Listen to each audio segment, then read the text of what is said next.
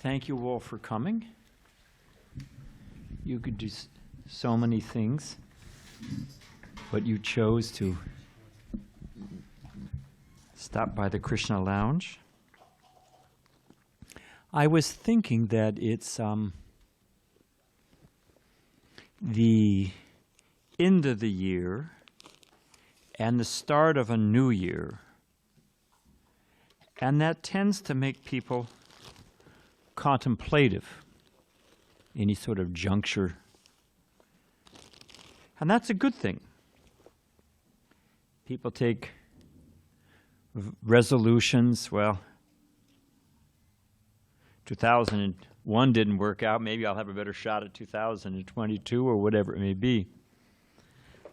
And we would offer that that is the unique feature of humankind. You don't see the dogs, not to my knowledge, you don't see a dog saying, you know, it's a new year. I'm giving up this barking. I'm not going to give people a hard time anymore. I'm going to stop being anti-cat. You know, they're just, that's their groove. That's their conditioning. And the Vedas say, the Vedas are our source books. The Vedas say, Atato Brahma Jigyasya, which is Sanskrit. And what it means is that we believe in evolution of the soul, that each body is a lesson and the soul is just like school. You can graduate, you can flunk, you can stay there. So we believe in transmigration of the soul. And we've had many, many bodies. Many, we've been dogs, cats, Julius Caesar. We've been all over the place. Romeo, and the next time Juliet. We've been around and around, according to our vision of things, based on the Vedic literature. But the human form of life is considered to be a juncture, a tipping point. Because in the human form of life, according to the Vedas, we can ask, that's the Sanskrit, Atato Brahma Jigyasya. That now, Atata means thereafter, after we've all, maybe you've seen the Wheel of Samsara, it's a common, artistic logo of the East. So now we've come to the human form of life. It's not easy. Human form is called Artada, that which can give the greatest benefit. And that benefit is we can ask, it's called Brahma Jigyasya, questions about Brahman. What is eternal? What is the Vedas, just like you have your recycle, decomposing, not decomposing, biodegradable, not. So there's two categories in the Vedic worldview. We have a little friend. Who's our little friend? No problem, I'm just curious. Gotcha. Sat and Asat, that which is permanent, that which is eternal, and that which is temporary. The problem is that we are seeking, each and every one of us is searching for happiness that is sustained, that is ever increasing. Unfortunately, we are searching amongst those things which are temporary. I guess I'll say it this way. The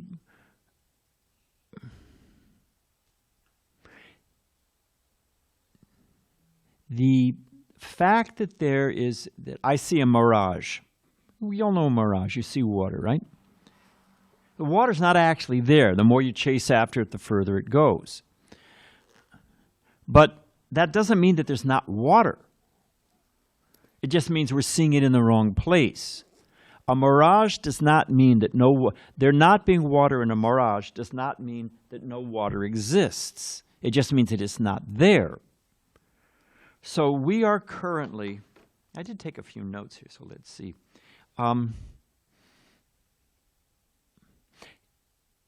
If I have the same deck of cards, no matter how I shuffle it, I can shuffle it 1,000 different ways, I've still got the same cards. If I'm cooking a recipe and I've got the same ingredients and I follow the same recipe with the same ingredients, I'm not going to get a different result, right? Generally speaking. What is that? I think it's a sign of one of the symptoms of neurosis, to keep doing the same thing and expect a different result. So our conditioning, we are, all of us, I include myself, of course, we are heavily conditioned. And that condition is that happiness equals sensual stimulation. The Vedas, even Buddha says the same thing. He compares the body to a city of 9 gates. And you can figure it out, 2 eyes, 2 ears, you do the math. 9 gates to the city of the body, and we're living within that city. And we're thinking that if we can titillate the different senses, then that equals happiness. Little baby comes out of the womb, smack it so it breathes, and then you let it suckle its mother's breast. So there's some pain and there's some relief. Oh, we have an itch and we scratch it. And we're conditioned to think that that is happiness. But the problem is that the nature, like I was saying, sat and asat, that which is eternal and that which is temporary. The problem is we keep circling around the same deck of cards in the same, trying to stimulate the senses with some material interaction. Put something on my grandfather was a good guy, actually, but he got a type of cancer that started at the tip of his spine. It worked its all the way up, all the other sense. He had a bag for you told me, the plumbing went out. You can imagine. And he got to the point that he really couldn't see, he really couldn't hear. The last sense that was still firing was the tongue. And he would sit in a big chair, and he had a jar of fruit lozenges, different hard candies, different flavors. And he'd just put it on his tongue and think, cherry. And then when that begun, he couldn't see it, so lime. And that he was trying to milk it to the last minute. But is that what it's all about? What if there is an alternative? The Vedas give a classic example. They say, if I see it's a dimly lit room, and I see what I think is a snake in the corner. Hey, here we have California, we have rattlesnakes. Yeah. Yeah, try being in the southeast.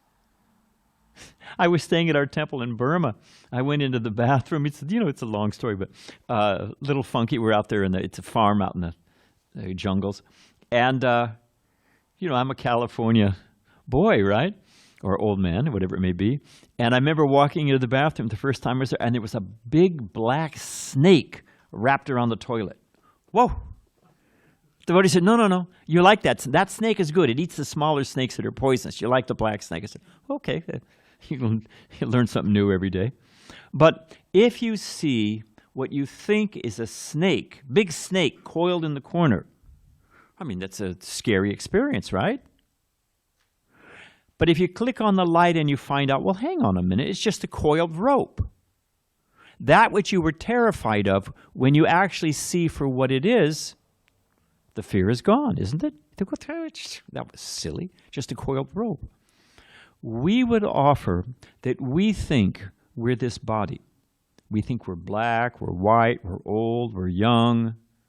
It starts to sag, get a little Botox and prop it back up or whatever it is, And we're thinking that that is the source of our happiness.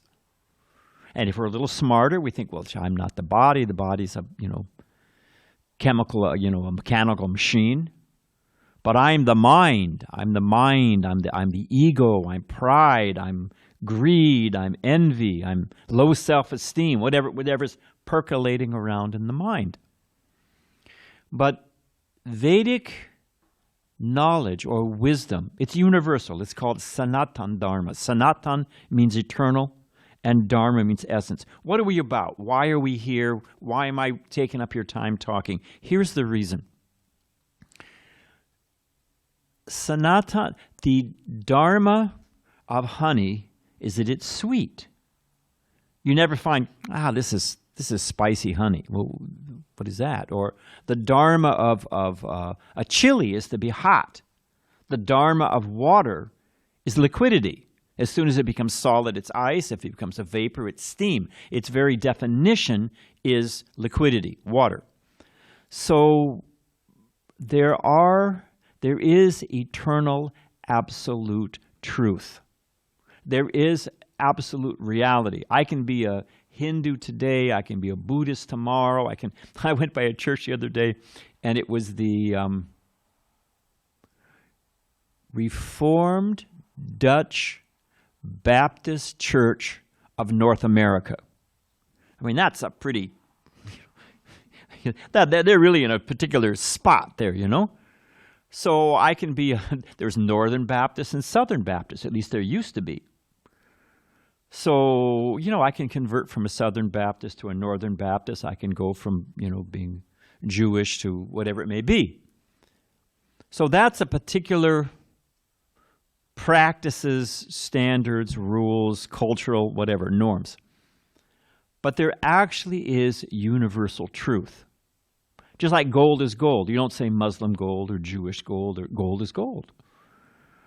So the Vedic truth is that we are not this body, we're not this mind, and the purpose of life is not to simply try to titillate the senses. You know, I saw a bumper sticker. What did it say? It was, the one who dies with the most toys wins. That Bezos, I think, is he the richest guy in the world or one of them?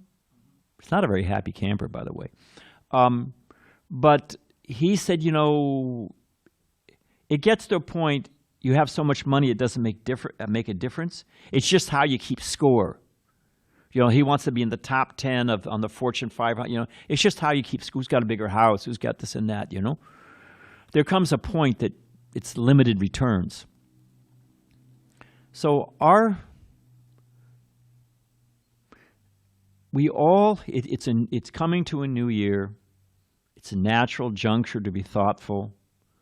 It's human instinct to want to become happy, to want to become satisfied. I'll tell you, here's another interesting feature.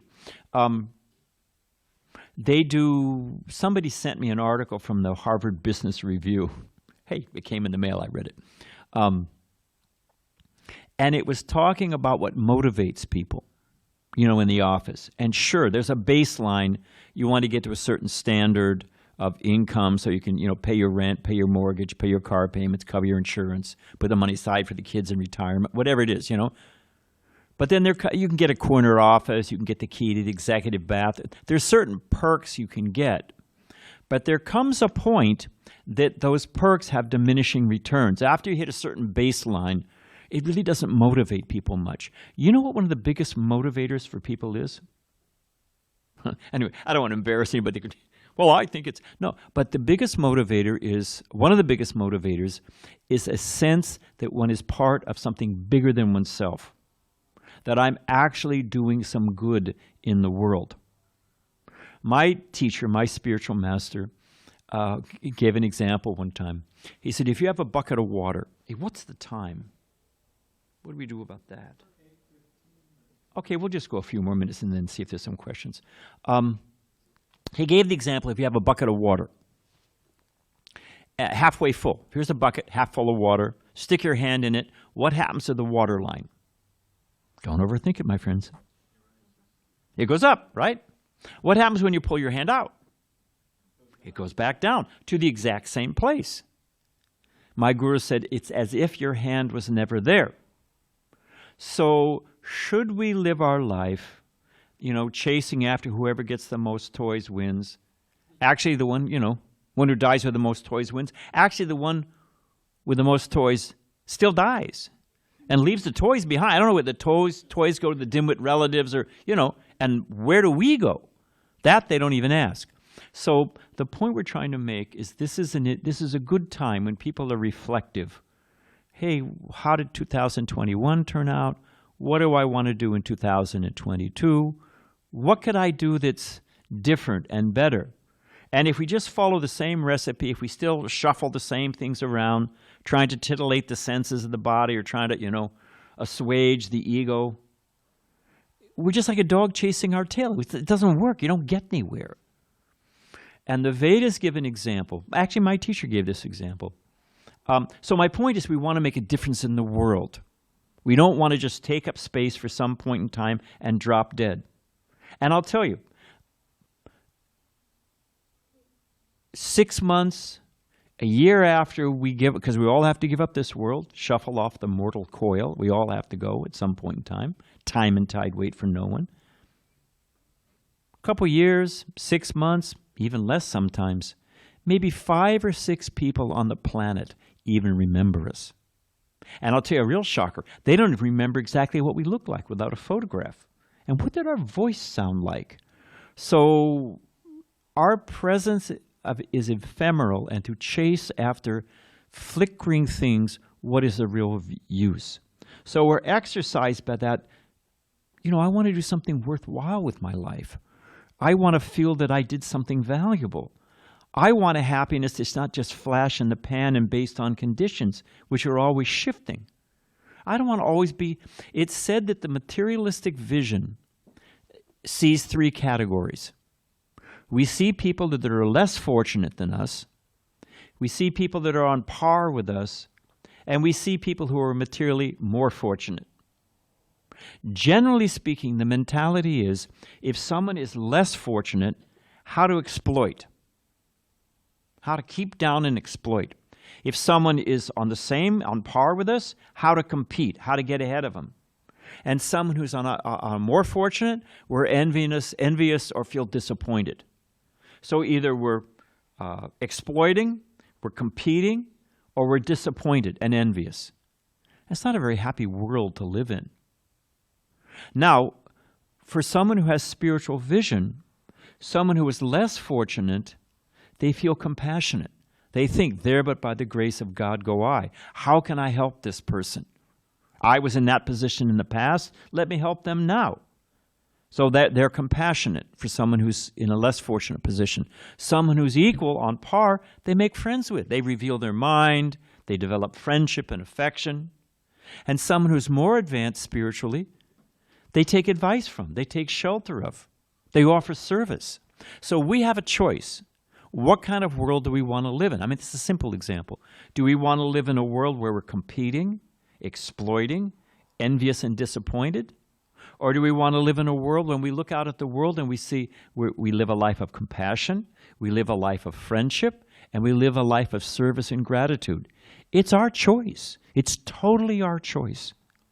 So I want to leave you with one example. What is the value of spiritual wisdom, of spiritual knowledge? That's what we're about. We're monks, we're practicing it, and we're following the Vedic literatures. We should have a book table. Where's our book table? Do we have a copy of Bhagavad Gita? Yeah, we have, these are, there's so many, when you go to school, when you go to college, whatever it may be, there's so many fields of knowledge. And there's so many books. Thanks, Prabhu. There's so many teachers. There's great minds. And they've left behind their lab books and their research and their, and you can learn from it. You can follow it. The progression of knowledge. Well, they're also, they've explored the external world. Columbus, 1492, Columbus sailed the ocean blue, Magellan, around whatever, Hubble spaceship. Okay, they're exploring the external world. Okay, fine. We're not diminishing or belittling that. At the same time, there's the internal world. There's the world of consciousness. And just as there's great explorers of the external world, there are great explorers of the internal world. Just as there are laws of, laws of entropy, laws of inertia, so many laws of physics, there's also spiritual laws. Just as there's laboratories, or laboratories, depending where you're from, there's also ashrams. There's the hermitages of great sages and monks where they've cultivated the science of consciousness. And those teachings, those laws, those guideposts are found in Vedic literature. So that's what we're about. We're offering the Vedic literature. Take it home. Read it. And there's what they call, there's the book Bhagavad and there's the personality Bhagavad. There's the book itself and there's the person who embodies the book. Just like when you go into a doctor's office, they've got their certificate on the wall where they went to, school. If you walk in there and you're sitting there with the doctor and he pulls open his drawer and there's a hacksaw and a screwdriver and a power drill. He says, bend over. Whoa, wait a minute, my friend, Where'd you go to school?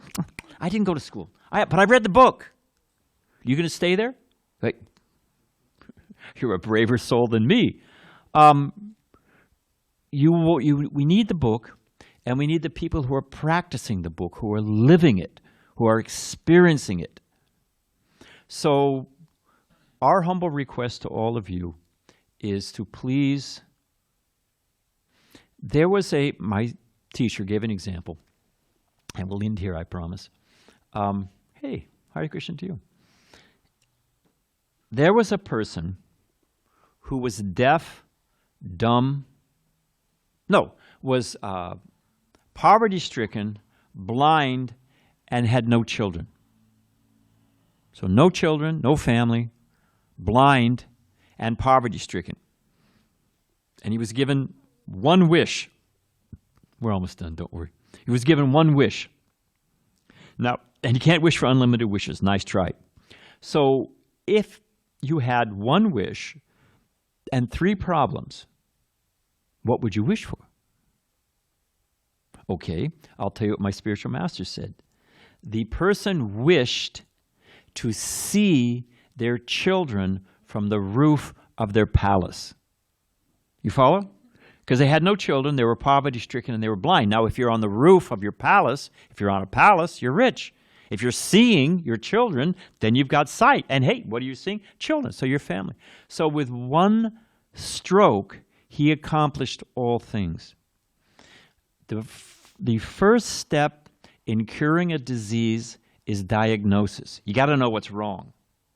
So our humble appeal is that we're not this body, we're not this mind, we're the eternal soul, consciousness. Consciousness is a symptom of the presence of the soul, of the self. That's who we are.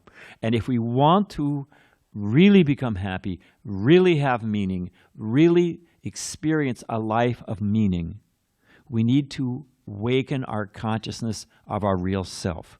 And that's what we're about. This chanting of Hare Krishna is a mantra. It cleanses the mind. It withdraws the senses from all of its distractions. So it's a science. So we request you chant Hare Krishna. You read these, get a nice book. We have tech support. We have classes in the evening. We have classes in the morning. We're online. And there it is. So please, you don't have to change anything. We're not, you got to wear saffron cloth, although it is always in fashion. But we're not saying you've got to live it. Some people are destined to be monks. Some people are called. Some people are called to be doctors or school teachers or craftsmen. That's not what we're talking about. Something's going on. But we're talking about wherever you are, enrich your conscience. At least take the time to investigate the science of the self. It works. There's a phenomenology. There's a methodology. There's a step-by-step. You can feel yourself making, just like if you're tired, or just say you're hungry. If you're hungry, you sit down at the table, you start to eat. You're not immediately satisfied, is it? But you feel, hey, I'm feeling refreshed, you feel rejuvenated. Even in the process, you know that you're moving in the right direction. So these are simple things, like E equals MC squared. It's a simple equation, but it's profound. So these are simple things that you can practice at home, in your own life, in your own career, and you will feel personally that you're making spiritual advancement, that your eyes are opening to truth and happiness. So that's what we're about. We wish you a happy 2022 infused with Vedic wisdom. So we should in there, right, Balaram? Yeah. He didn't hesitate, did he? So what happens now? Do we take prasadam here? Yeah. So, yeah, I'm going to get there. Thanks for the... why they're bringing out the prasadam, so you know that the wheels are turning. We have nice packed up... Do they take their meal here if they want? Or? You can take it here to go, so they'll start bringing those out. And why we're just... somebody said to me the other day, oh, I'm just killing time. No. Time's just fine. Time's killing us. That's what's actually happening. But anyway, so why we're waiting for them to bring the prasad out, the dinner out. Anybody have a question? Don't be shy. And I tell you how this works. It takes one person to, everybody thinks, I'm a little shy. The guy next to me or the lady next to me, they'll ask a question. So, but if all it takes is one to break the ice and they, oh, wait a minute, I got a question. If we have any brave souls to launch the boat? Yes, thank you. Do things have the power that you give them? Say that again? Do things have the power that you give them? Do things have the power that you give them? I would say that both things are true.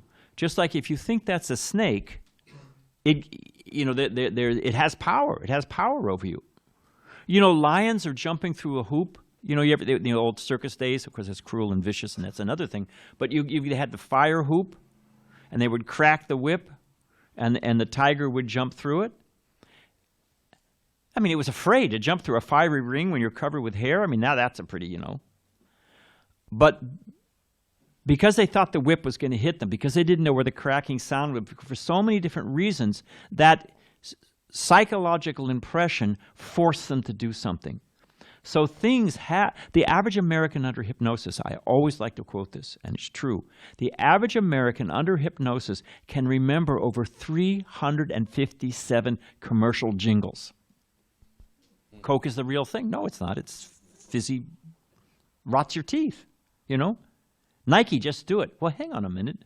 That's what lemmings do. Shouldn't we think before we do it? But there's all kinds of stuff rattling around in the head. So yes, things have power, and we give them power. I would also add that spiritual things have power. For example, just like if I take an iron rod and I put it in fire, by association with fire, even though I can handle this metal rod no problem, I put it in the fire and it becomes heat and light. It'll burn my hand. By association with fire, it becomes like fire. So things in contact with the Supreme have genuine power. Like the Hare Krishna mantra. On one hand, it's just my tongue vibrating and the bones in your ear and it's going through the ether. You can graph the mechanical process.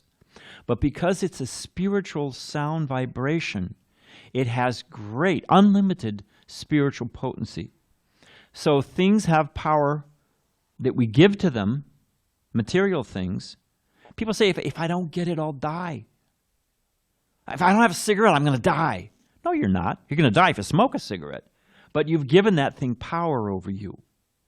So things have power that we give them. And there are also things that have genuine spiritual power. So that's my shot.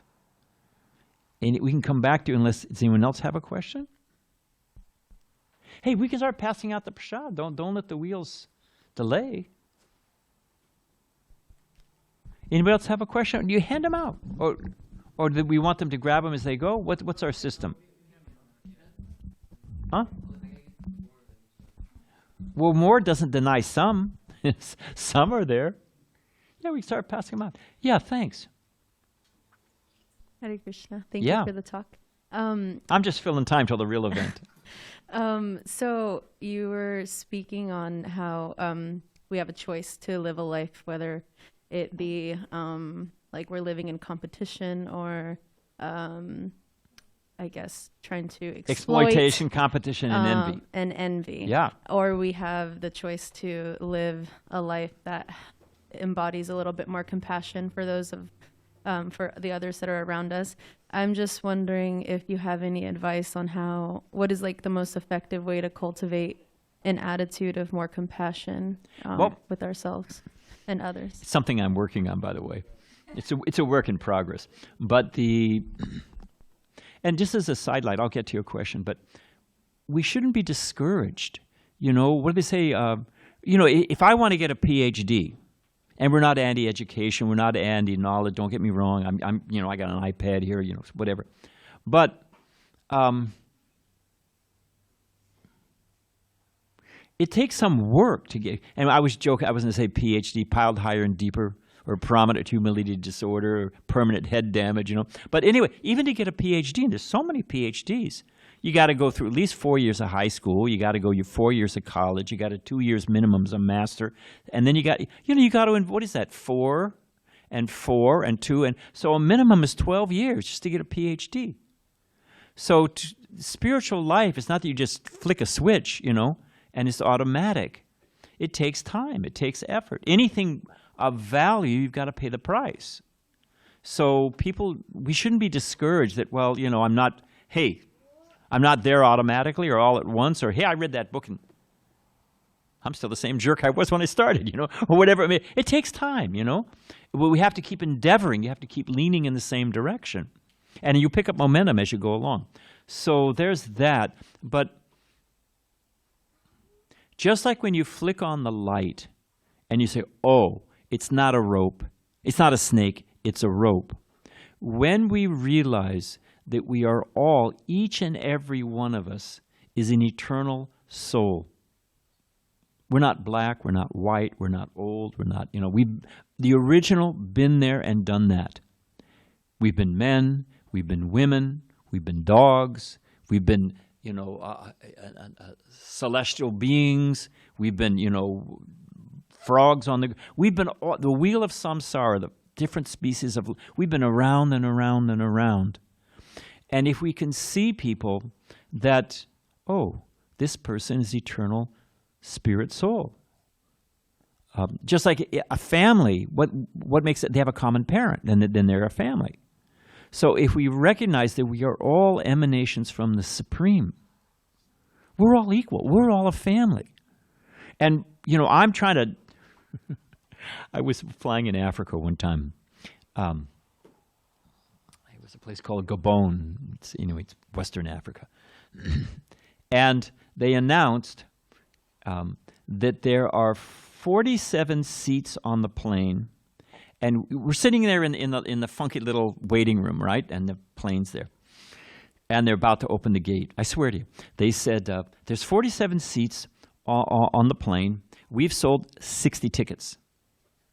Here's everybody kind of checks out each other.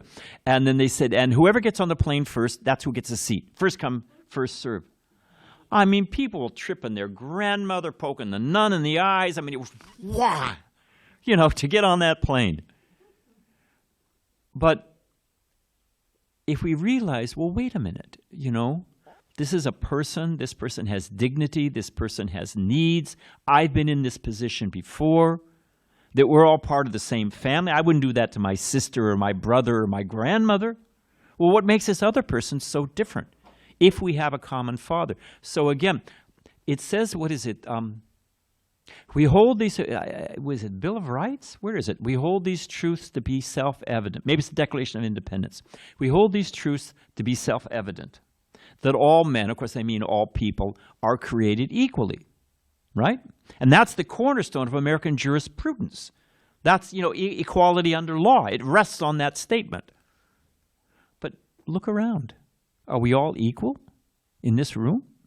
Some people are tall, some people are short, some people are young, some people are old. Some people are well-educated, some people are just starting off this time around. So the point is that how are we all equal? Our very cornerstone of American jurisprudence, the great American experience of democracy, rests on that statement. And yet materially, it's completely untrue. How is it true? We're all individuals. We're all endowed with, what is it, inalienable, divinely, you know, I forget the exact word, it's been a while, but, you know, divinely endowed with inalienable rights. So we're all eternal spirit soul. We're all part and parcel of the Supreme. So if you have spiritual knowledge, then it influences. Like if I throw a rock in a pond, it creates concentric circles.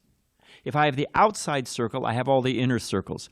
If one has spiritual vision, then immediately he sees social equality. He sees moral equality. He sees species equality.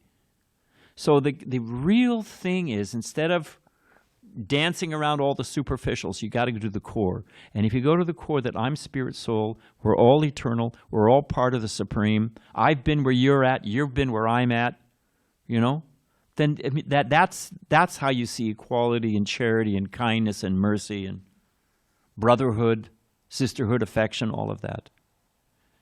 So I think, Balaram, we should let it roll now, because everybody's got prasadam, and thank you for sitting so patiently. And your vow, I'm imposing it on you. No, it's your choice. Is make a vow to get a copy of Bhagavad Gita. And you have to get the Gita as it is. You have to get Gita written by, there's a Gita out there that's, Arjuna is a caddy. Krishna's the caddy, Arjuna's the golfer, and is how to play better golf. Oh yeah, there's like, in English alone, there's something like 37 different versions of Bhagavad Gita. You want to get a Bhagavad Gita that's by someone who's actually practicing it and comes in a line of master, disciple, going all the way back to Krishna. So you want to get Bhagavad Gita as it is. We have copies, usually. We have copies. I think, what is a hardbound Gita? $10? It's $1 a month. Or softbound you can get for $5. And if you don't have any money or you don't have your wallet with you, we'll give you a copy of Gita to take it home. So get a Gita, read it. You're not going to understand everything right off the bat. We're tech support. Ask the devotees. That's why we're here. Okay, thank you. Hare Krishna.